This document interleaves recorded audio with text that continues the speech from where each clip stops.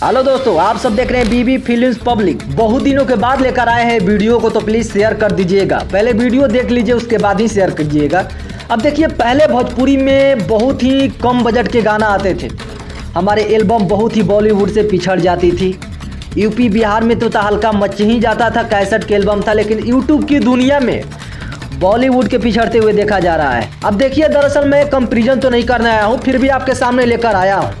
हमारे भोजपुरी के trending star of global star, UP Bihar हिला देने वाले कलाकार के नाम तो जानते ही होंगे। शीर्ष के ऊपर के शायद लाल यादव।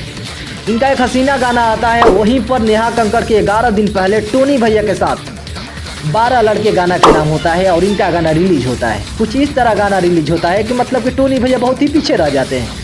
11 दिन के अंदर में 11 मिलियन लोगों ने देखा इनका गाना। पर डे 1 मिलियन सुनते हैं। वहाँ हमारे भोजपुरी के सुपरस्टार आज के डेट में यूपी बिहार हिला देने वाला हसीना गाना लेकर आते हैं और सारे गामा पर रिलीज होता है।